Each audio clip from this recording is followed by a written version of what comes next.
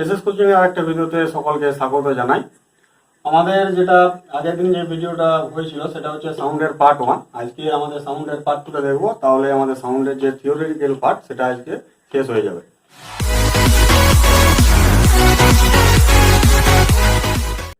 তো আগের দিন সাউন্ডের আমরা যে জিনিসগুলো দেখেছিলাম সেগুলো আগে একবার রিভাইজ করে নিই। সাউন্ড কি? সাউন্ড আসলে হচ্ছে এক ধরনের ওয়েভ। সেই ওয়েভটাকে দুভাগে ভাগ করা যায়, একটা হচ্ছে মেকানিক্যাল ওয়েভ আর একটা হচ্ছে নন মেকানিক্যাল ওয়েভ। তো সাউন্ড হচ্ছে মেকানিক্যাল ওয়েভ। মেকানিক্যাল ওয়েভকে আবার দুভাগে ভাগ করা যায়, একটা হচ্ছে লংগিটিউডিনাল আর একটা হচ্ছে ট্রান্সভার্স। লংগিটিউডিনাল ওয়েভ কোনগুলো? যেগুলো হচ্ছে যে ভাইব্রেশনটা সাথে যে মিডিয়ামে যে যাচ্ছে সাউন্ডটা সেটার সাথে প্যারালালি থাকবে, সেটা হচ্ছে লংগিটিউডিনাল। আর ট্রান্সভার্স হচ্ছে সেটা পারপেন্ডিকুলারলি থাকবে, সেটা হচ্ছে আমার ট্রান্সভার্স ওয়েভ। তো সাউন্ড হচ্ছে মেকানিক্যাল লংগিটিউডিনাল ওয়েভ। তারপরে আমরা দেখেছিলাম যে ফ্রিকোয়েন্সির উপর ভিত্তি করে সাউন্ডকে কভাবে ভাগ করা যায়। ফ্রিকোয়েন্সির উপর ভিত্তি করে সাউন্ডকে তিন ভাগে ভাগ করা যায়, একটা হচ্ছে অডিওবেল, ইনফ্রাসনিক আর আল্ট্রাসনিক। অডিওবেল কোনটা? যেটা হচ্ছে 20 থেকে 20,000 কিলোহার্জের মধ্যে যে সাউন্ডটা থাকছে সেটা হচ্ছে আমার অডিওবেল।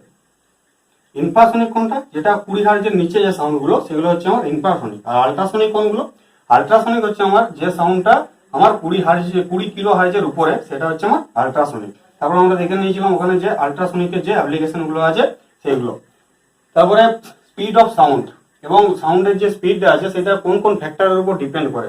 টেম্পারেচার বাড়লে বা কমলে কি হয়, ডেন্সিটি বাড়লে বা কমলে কি হয়, হিউমিডিটি বাড়লে বা কমলে কি হয়, এই জিনিসগুলো দেখেছিলাম। এবং এখানের মধ্যে একটা যেটা ইম্পর্টেন্ট কোশ্চেন হচ্ছে প্রেসার, যেটা এটা কিন্তু সাউন্ডের স্পিডের উপর নির্ভর করে না, প্রেসারটা।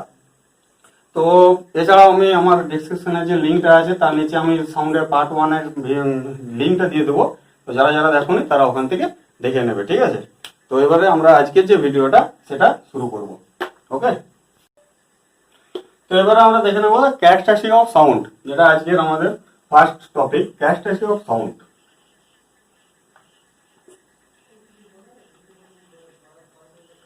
তো ক্যারেক্টারিস্টিক অফ সাউন্ডের মধ্যে তিনটা আছে পার্ট। ফার্স্ট হচ্ছে ইন্টেন্সিটি।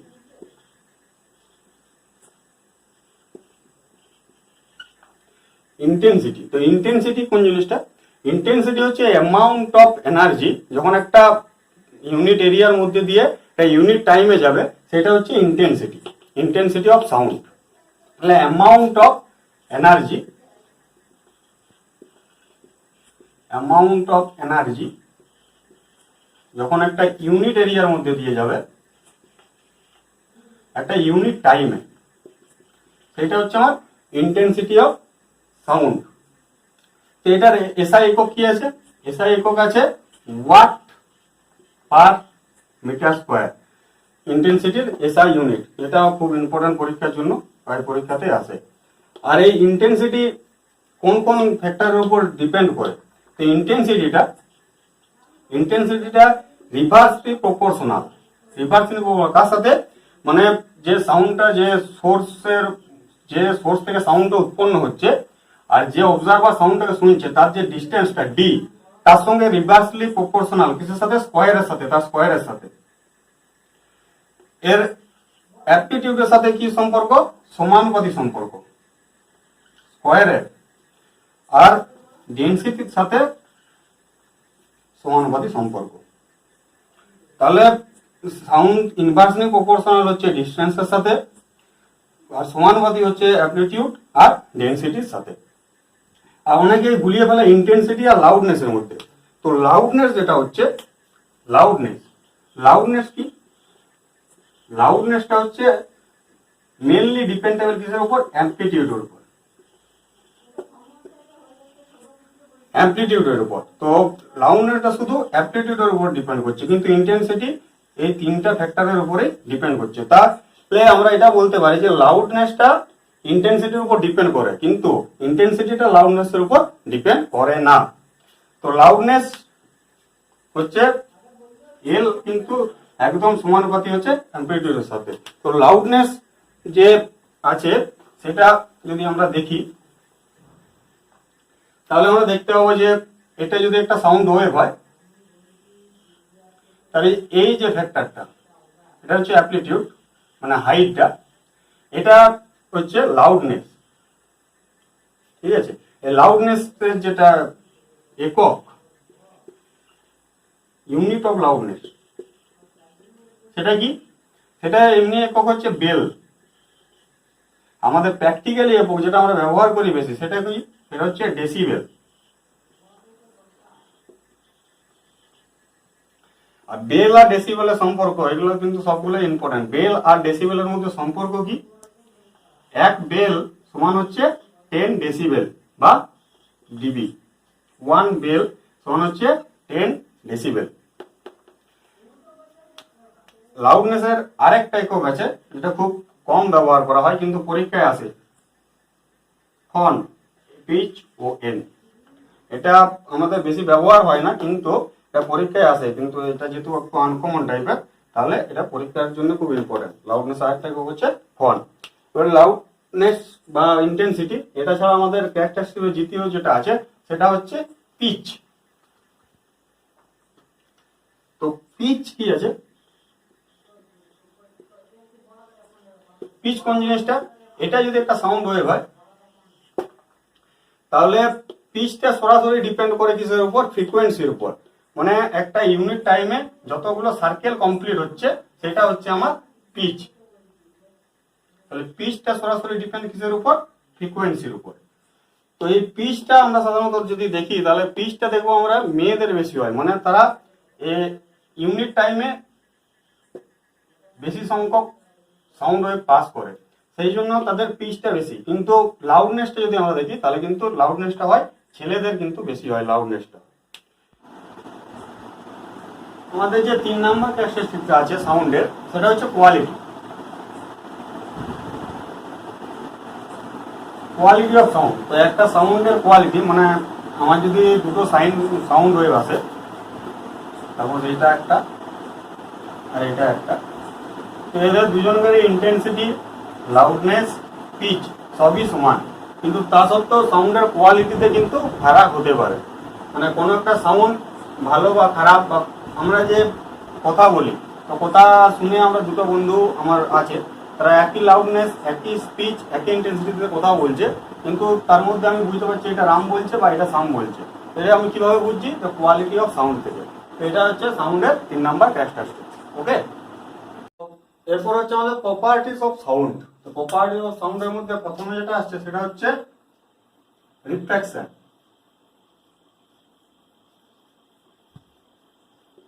রিফ্লেকশন মানে হচ্ছে বাংলায় প্রতিফলন।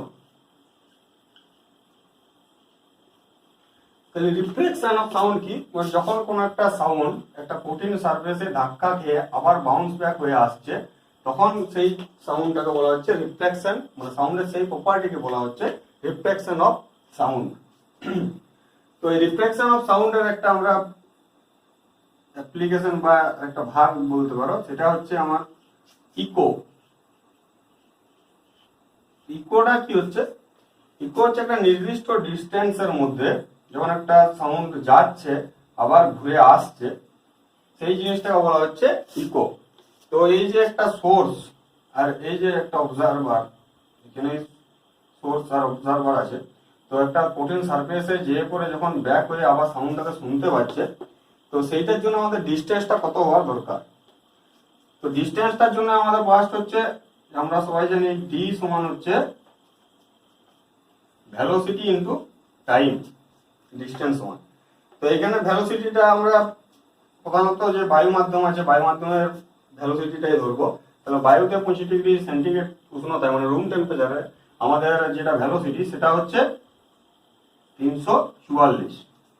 আর সেকেন্ড বলতে আমাদের প্রত্যেকেই জানি যে আমাদের যখন একটা সাউন্ড ওয়েভ মানে আসে তার নেক্সট সাউন্ড ওয়েভটা শোনার জন্য আমাদের ব্রেনের যে 1-10 সেকেন্ড একটা ব্যবধান থাকা উচিত। 1-10 সেকেন্ডের আগে যদি আর একটা সাউন্ড চলে আসে তাহলে সেটা আমরা কিন্তু শুনতে পাবো না। তাহলে এখানে টাইম হচ্ছে 1-10 মিনিমাম। তাহলে আর এখানে ডি যেটা হচ্ছে সেটা কিন্তু 2D, কারণ হচ্ছে একবার যাচ্ছে আবার সেই ডিস্টেন্সটাই ঘুরে আসছে। তাহলে এখানে 2D সমান হচ্ছে 34.2, সরি 34.4। তাহলে ডি সমান হচ্ছে 72.4 মিটার। তাহলে সোর্স আর যে হার্ড সারফেস সেটার মধ্যে ডিস্টেন্সটা মিনিমাম 17.2 মিটার অ্যাপ্রক্স হতেই হবে। এটা সাউন্ডের বেগের উপর কম বেশি হতে পারে। 344 যদি ধরি আমরা রুম টেম্পারেচারে, তাহলে কিন্তু 17.2 এই ডিস্টেন্সটা হতে হবে। এটা কম বেশি হতে পারে, ঠিক আছে। হচ্ছে আমার ইকো হওয়ার জন্য এই ডিস্টেন্সটা আমার প্রয়োজন। নেক্সট যেটা আছে সেই রিফ্লেকশনেরই আমাদের আরেকটা, সেটা হচ্ছে রিভারবেশন।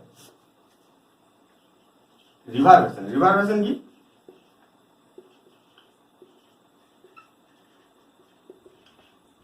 তো রিভারবেশন মানে হচ্ছে বাংলা বলা অনুরণ।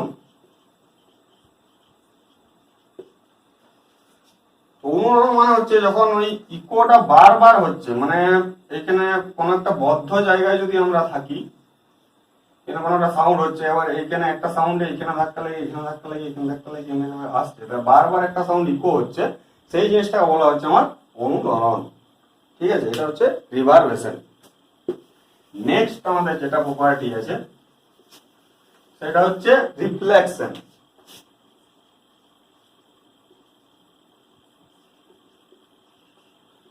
হচ্ছে প্রতিসরণ। প্রতিসরণ মানে হচ্ছে যখন একটা, এটা একটা ধরো বায়ু, ভাইয়ার এটা ওয়াটার, তাহলে যখন একটা সাউন্ড ওয়েভ, অবিলম্ব, যখন একটা সাউন্ড ওয়েভ আমার এয়ার মিডিয়াম থেকে ওয়াটারে যাচ্ছে, মানে ঘন থেকে লঘু থেকে ঘনতে যাচ্ছে, তখন এটা অবিলম্বের থেকে দিকে সরে যাচ্ছে। আবার যখন সেম জিনিসটাই, মানে এই জিনিসটা উল্টা দিকে ঘটছে, তখন অবিলম্বের দিকে সরে যাচ্ছে। তাহলে যখন আমার একটা সাউন্ড ওয়েভ এটা একটা মিডিয়াম থেকে অন্য মিডিয়ামে যাচ্ছে, তখন তার একটা যে ডিরেকশনটা সেটা কিন্তু চেঞ্জ হয়ে যাচ্ছে।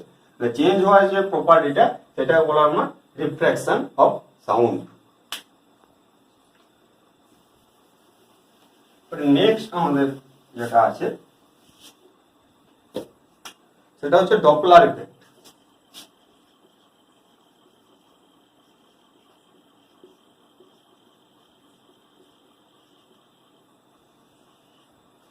তো ডপলার ইফেক্ট হচ্ছে যখন আমার এটা সোর্স আর এটা অবজারভার দুটোই রিলেটিভ ভ্যালোসিটির মধ্যে দিয়ে আছে, তখন আমার যখন একটা সাউন্ডের কম বেশি আমরা একটা লক্ষ্য করি, মানে সাউন্ডের একটা ডিফ্লেকশন একটা লক্ষ্য করি, তাহলে সেই জিনিসটাকে বলা হচ্ছে ডপলার ইফেক্ট। ডপলার ইফেক্ট হচ্ছে যখন আমার একটা সোর্স আর অবজারভার আছে, সোর্স আর অবজারভার রিলেটিভ ভ্যালোসিটির মধ্যে আছে দুজনাই, মানে একটা হয়তো চলমান, একটা স্থির, একটা চলমান, বা দুটোই চলমান, এরকম অবস্থায় আছে, তখন আমাদের এই যে ফ্রিকোয়েন্সিটা কখনো কমে যায়, কখনো বেড়ে যায় সাউন্ডের, তাহলে সেই ইফেক্টটাকে বলা হচ্ছে আমার ডপলার ইফেক্ট।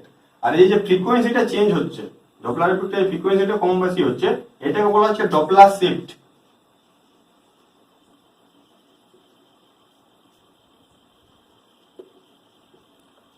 ফ্রিকোয়েন্সিটা যেটা চেঞ্জ হচ্ছে সেটাকে বলা হচ্ছে ডপলার শিফট। আর এই যে ফ্রিকোয়েন্সিটা কম বেশি হচ্ছে, পুরো ফিনোমেনাকে বলা হচ্ছে ডপলার ইফেক্ট। তাই কি কি রিলেটিভ ভ্যালুসিটির মধ্যে কি কি, মানে তিনটা যে শর্ত আছে বা কন্ডিশন আছে, সেটা কি কি রিলেটিভ? হয় সোর্সটা স্থির থাকবে, অবজারভারটা চলমান থাকবে। আবার যদি সোর্সটা চলমান থাকে, অবজারভারটা স্থির থাকে, আর হচ্ছে দুটোই চলমান থাকে যে কোনো ডিরেকশনে, তখন আমার এই ডপলার ইফেক্টটা কার্যকরী হবে। মানে এই তিনটা কন্ডিশনে, হয় একটা স্থির, একটা চলমান, বা দুটোই চলমান, এই তিনটা কন্ডিশন যদি থাকে, তাহলে কিন্তু আমার ডপলার ইফেক্টটা কার্যকরী হবে, ঠিক আছে। এবার নেক্সট যেটা আছে সেটা হচ্ছে ইন্টারফারেন্স অফ সাউন্ড।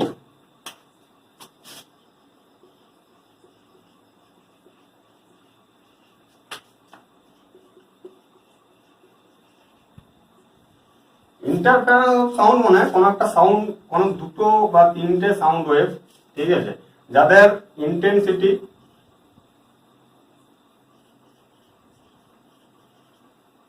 ফ্রিকোয়েন্সি এগুলো সব একই, ডিরেকশন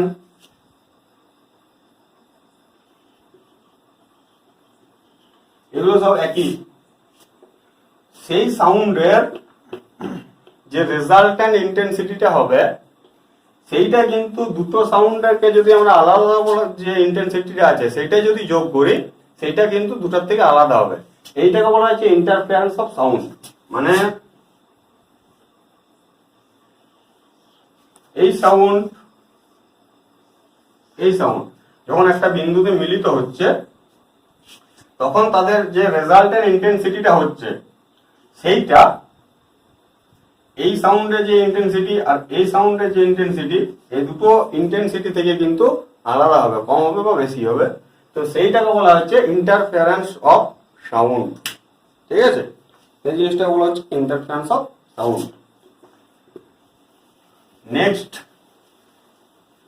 নেক্সট আমাদের যেটা আছে সেটা হচ্ছে ম্যাক নাম্বার।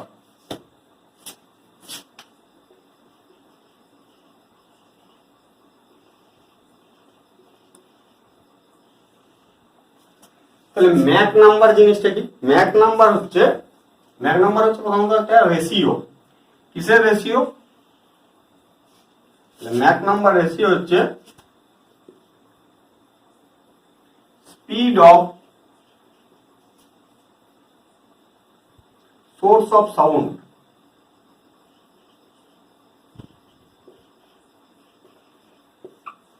আরেকটা কি স্পিড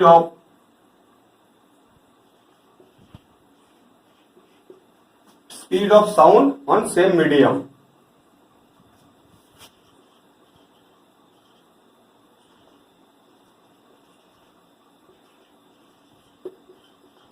তাহলে ম্যাক নাম্বার হচ্ছে speed of source of sound, মানে যে সোর্সটা থেকে সাউন্ডটা বেরোচ্ছে সেই সোর্সটার স্পিড কত, আর speed of sound on same medium, আর ওই একই মিডিয়ামে সাউন্ডের স্পিড, এই দুটোর অনুপাত হচ্ছে আমার ম্যাক নাম্বার।